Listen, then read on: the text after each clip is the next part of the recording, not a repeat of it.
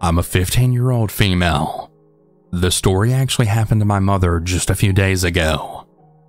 To give you some background, my family and I live in a nice neighborhood. There's a few running paths around, as well as trails. My grandparents live in another neighborhood that connects to ours through a roundabout. This becomes important later.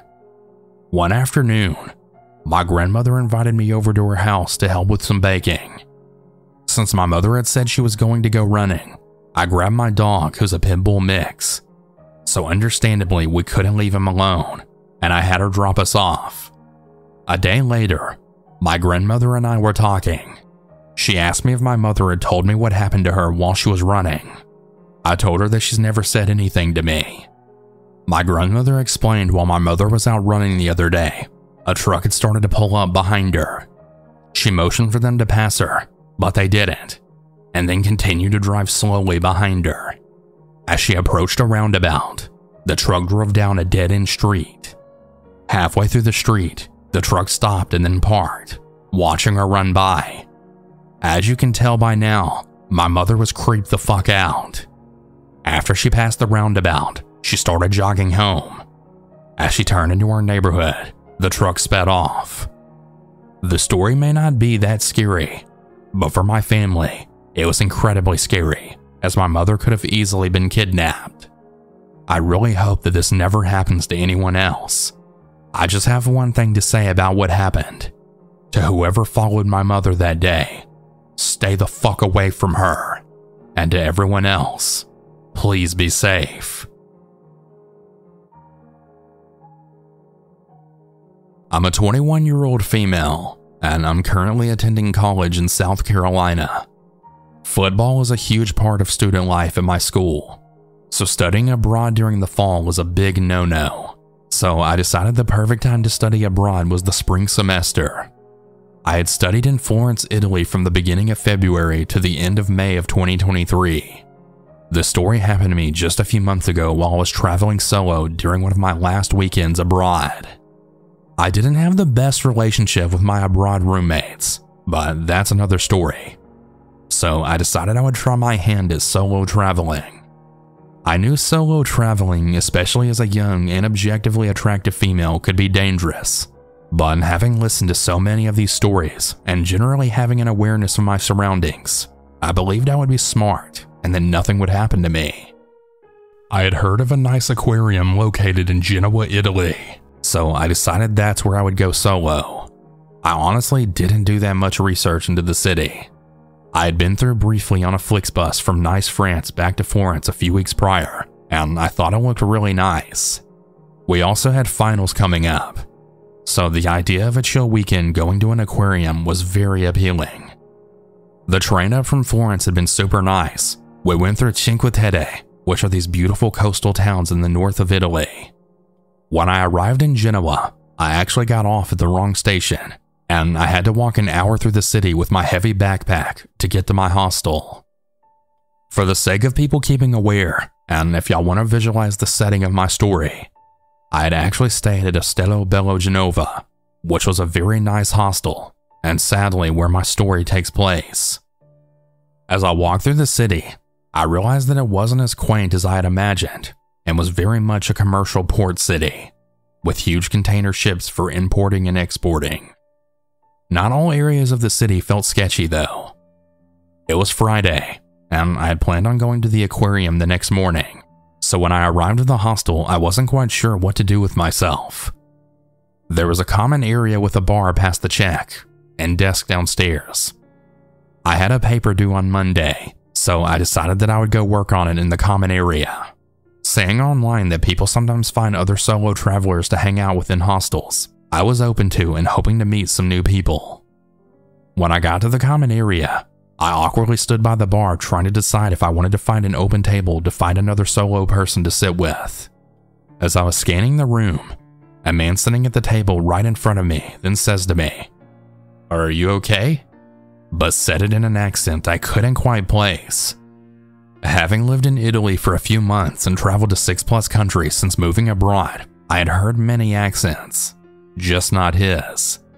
He was older than me, probably mid-30s, with a tight black t-shirt that showed his muscles and visible tattoos, and slicked back black hair.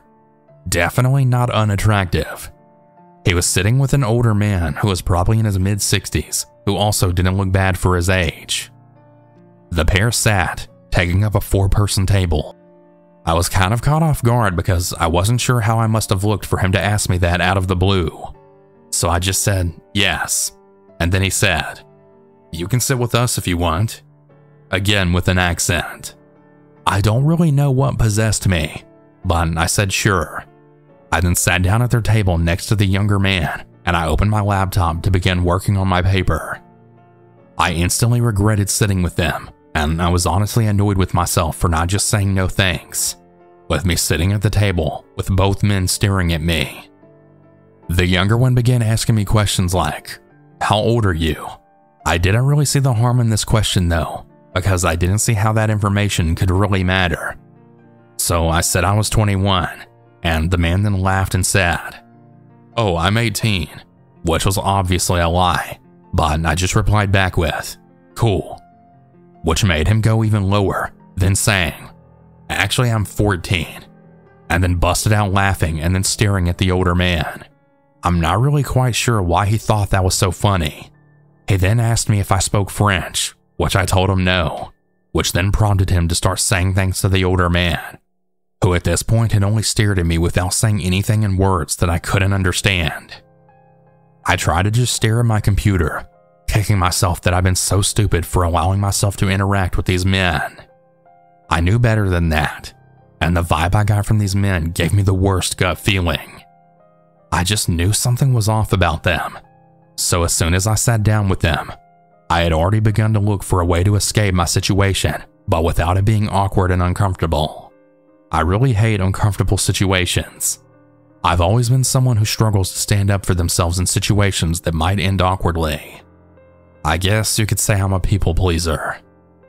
So when that young man started to tell me about a cool party that they were having later at his friend's apartment, gesturing to the older man and that it was just 5 minutes away, I said, "Yeah, maybe. Sounds cool." But in my mind, I was screaming. I had heard these stories before, seen these in movies, and I knew what this was. Obviously, I wasn't going to actually go to this quote-unquote party, but for the sake of not making things uncomfortable until I can move away from them, I acted like I was open to the idea. Really what I was thinking was, why the fuck would you be in a hostel if you had an apartment that you say is 5 minutes away? The younger man then proceeded to pull out his phone and then show me pictures to further entice me to go to this party. The photos looked like crappy Craigslist pictures. All the lights in this apartment he was showing me pictures of were red, and he pointed out a bong on a coffee table, then sang, "And we have weed as well," as if that would further convince me to go. I was still freaking out on the inside, keeping my composure and then acting concentrated on my paper that I'd pulled up on my computer. They then started to talk about food. After about a minute of what I assumed was back and forth, the young man turned to me again, and he told me they were leaving to go get food. He then asked me if they could get me anything. I just declined though, then sang, "Oh, I'm okay, thanks though." He was persistent, asking again, "Are you sure?" "Yeah, I already ate," I said. Then he repeated with a ton of questions, like, "Oh, you ate earlier? Are you full?" Yeah, I'm full," I told him. Finally, he accepted defeat, looking slightly disappointed, and he and the older man then stood up to leave. Before they walked away, the younger man then said, "We'll be right back. Hold our table. Don't go anywhere." The older man stood behind him, just staring at me. I couldn't read his expression, and he still never once said anything to me. I nodded my head, silently agreeing that I would still be here, and then they turned and walked towards the entrance. As soon as I was sure that they were gone, I grabbed my computer and got up. I was very thankful that they had left and that I was now finally free from that conversation, but my heart was still racing. I still had to work on my paper, and unless I was sitting on my hostel bed, which was a triple-decker bunk bed, and of course I had the top bunk, There was nowhere else I could sit and do my paper. Luckily for me, the common room with the bar had an adjoining room which had doors leading to more tables and where the breakfast was set up. Because of this, there were sections of wall in which you couldn't see into the other room. And with my computer, I went to this other room, and fortunately there was a table placed against this wall where I could sit without being seen from the common room. I sat here reflecting on the conversation. I couldn't believe I had gotten myself into that on the one weekend that I decided to travel alone, and I still had 2 nights left in the hostel. I sat at this table for probably about an hour, just staring at my blank paper, still shaken up. I decided to peek into the other room, and then thought, shit. Sitting back at the original table was the 2 men, back from wherever they had been. I had sat back forward hoping they hadn't seen me, and then praying they wouldn't confront me for moving tables if they had. Across the room in this adjoining room, which if any of y'all are reading or having trouble visualizing, just look up the hostel name and you'll see that they have pictures you can follow. But there was a girl probably about 3 or 4 years older than me sitting alone. So I decided to be bold. I got up and I walked over to her table, now aware that I could be seen from the common room. I set my laptop on the table and said, "Hey, would you mind watching this for me for a minute?" I left my laptop with her, and I then went to the bar and grabbed a free drink with the voucher the front desk had given me upon my arrival.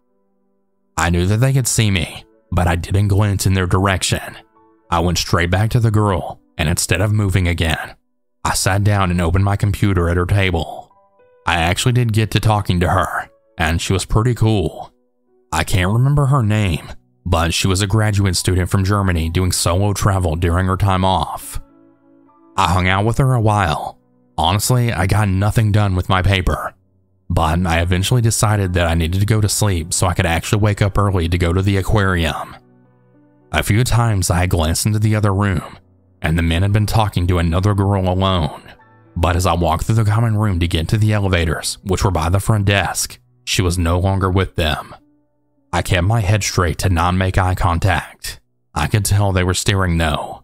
My body could feel it. The hairs on the back of my neck then stood up. I breathed a sigh of relief when I made it to the elevators. As I had stepped onto the elevator, the girl who had been the men's next victim walked into the elevator as well. I tried to make conversation with her, hoping that I could potentially warn her that those guys were the worst of news and that I've never had a worse gut feeling. But unfortunately, she didn't speak English, so I gave up. The next day, however, I didn't see the men in the morning, and I was able to have a lovely morning at the aquarium, but I still kept my eyes peeled and focused on my surroundings just in case. I decided to head back to the hostel around lunch just to grab a snack. They had free fruit in the adjoining breakfast room, and I wanted an apple. As I walked towards the hostel, I was then horrified to see that the men were back and they were occupying a table located outside the front of the hostel. I decided this time I wouldn't entertain any conversation with them. I had to pass by to enter the hostel, and as I did, the younger man then called out, but I ignored it, then made a beeline straight to the back of the hostel to grab my apple. In the adjoining room, I stood lean against the table with the fruit, while I quickly ate my apple and was hopeful that the way I was standing I wouldn't be able to be seen from the common room. I couldn't believe that they were back. It terrified me. Before I could even finish my apple, a figure walked into the adjoining room. It was the older man, the man who had not spoken one word to me. He then stopped in his tracks when he saw me, took me in for 1 second, and then turned and walked back into the common room. By the way he walked in, I could tell that he was indeed checking to see if I was still in there. My heart raced. I threw my apple away, and I braved myself to walk through the common room into the elevator shaft to go upstairs. As I walked back though, both men were now sitting at the bar, and they had made a glance towards me as I walked into the room. I kept my head high and straight, again ignoring them. As soon as I made it to the elevator, I texted my sister. I didn't want to text my mom because I didn't want to freak her out. I texted my sister the night before, then saying, "Look, I really fucked up." I accidentally talked to scary men. Don't worry, I left them because they left to get food, and they told me to stay, but I didn't. They were gonna give me food too, but I told them no. It's really giving me Taken vibes, but this time I decided to text her again, then saying, "The scary men are back lurking around the hostel. I'm gonna be cautious. I don't think anything will happen, but just to have it on record, Ostello Bella Genova, Saturday." They were the guys sitting on security camera at the bar around 1 p.m. They then moved from outside. This is what they looked like. The younger man had black hair and possibly a black shirt. The older man had graying hair and a grayish shirt. I don't want to scare you by sending this, but it's just in case. The fact that I had seen them again and that I still had one more night in the hostel really scared me, but I had spent good money to be there. So after about an hour hiding out in my room, I decided to go back out to get lunch and go to Zara. I was cautious. I immediately looked towards the bar and out the front of the table situated in front of the hostel to see if they were still there, but they were gone. The rest of my day I didn't see them, and to my knowledge, no one followed me. That night in the hostel, I decided to brave the common room yet again. I had seen a group of girls my age, and I was hoping I could chat with them. However, sadly I never saw them, but I did end up talking to this 28-year-old Canadian guy. He was really cool, and we still follow each other on Instagram now. I saw the younger man one last time that night, and he sat at the bar talking to two girls. The older man, however, was nowhere in sight. Me and the man made eye contact once, but since I was with the Canadian guy, I could tell I was finally a lost cause in his mind. The next morning I took the earliest train back to Florence, and I never saw those men again. Although this story may not be the most scariest or the most eventful story ever told on this platform, it still chills me to think about. I am never one to get gut feelings, but that day, I really knew something was wrong, and I truly believe those men wanted to take me. Stay safe out there, y'all. And if you're someone like me, scared of confrontation in uncomfortable situations, just know that if you don't stand up for yourself, it can lead to worse situations. To my fellow solo travel girls, always be on guard and stay safe.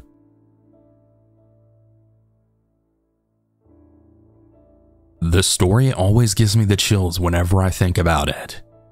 It was Halloween. My group of friends and I, which included Jack, Luke, and Chris, were going trick-or-treating. We were going around the whole neighborhood, and we went pretty far away from our own houses. And we ended up finding this one house that looked a little bit creepy. It kind of looked abandoned, but we knocked on the door anyways. Well, an old creepy man then stepped out. We said trick-or-treat, and the guy then said that he didn't have any candy on his person, but if we come inside, he's got a lot of candy in the house. Now, my friends and I were around 11 to 12 years old at the time, so we decided to not go inside his house, and we told him no thanks, then moved on. Shortly after we started walking, we had then heard an engine start. We didn't really think too much of it though, and we just kept on walking. And then one of my friends, Jack, had looked back. He saw that this white van started to drive towards us. It was really weird, but we didn't want to think too much of it, until the white van slowed down right next to us, and when we looked at the windows, they were all tinted. Well, the windows started rolling down, and it was the same guy from the house from earlier. He was looking at us, and he said that he had a bunch of candy back at his house, and he was once again trying to persuade us to go into his house. He then started saying things like, "Come on, you guys are really missing out. Come on, get in my van and I'll take you to my house." Yeah, like hell we were going to do that. We weren't going to be stupid like that, so we said no thank you. Luke then squinted his eyes, and he started to look a bit more into the windows. That's when we all saw that there was another person in the passenger seat, and the guy kept persisting for us to get in the van. Luke had started getting a little too close to the van, and well, what happened next absolutely terrified all of us. The guy grabbed his arm and actually started trying to pull Luke into the van. Luke then immediately started screaming until the guy finally let go and drove away. As you can all imagine, we wrapped up trick-or-treating after that. I really wish I could say that's the end of the story, but it isn't. So the next day, we had actually foolishly decided to go back to the guy's house. But when we went back to the guy's house, the van wasn't in the driveway, and the door to the house was actually wide open. Like the stupid kids we were, we went inside the house to explore a bit. It was a 2-story house. We explored the downstairs first, and the house looked really abandoned. There was a ton of garbage all over the floor, as well as a foul odor. We managed to make it through the first floor, and we didn't really find anything. Then we went to the second floor, and we didn't really find anything there either. It was honestly kind of boring, until we then heard an engine pull into the driveway. We saw that there was a window that looked out into the front of the house, and we had peered through said window, and we saw that the white van had returned, and it was in the driveway. I then told my friends to go hide, and we did, all while hearing the footsteps coming into the house. The guy entered the house and then started screaming, "I know you guys are in here!" We all freaked the hell out, and I foolishly ran out of one of the rooms that I was in and then into the hallway. The guy was standing there at the end of the hallway, and I then said, "Look, we really didn't mean to trespass. We were just really curious about this house. Things just seemed really strange."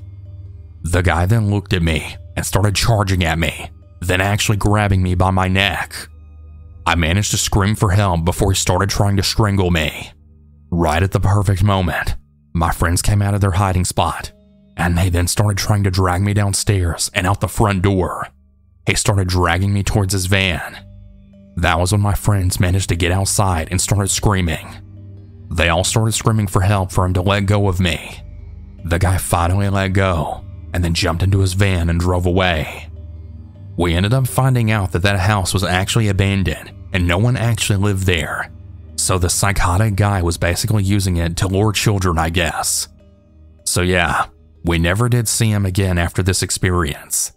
We also didn't tell our parents because we were just really afraid that we were all going to get in trouble for trespassing. And from what we know, since we never did see or hear from him again, he was never caught. Look everyone, especially kids out there when trick-or-treating, please be careful. And don't do what we did and trespass into some random house that you have no idea what's going on there. Just don't do it. Hey everyone, I hope you all enjoyed these stories. If you ever want to submit your own, you can do so at southerncannibal.com. Have a good night everyone, and remember to always stay home.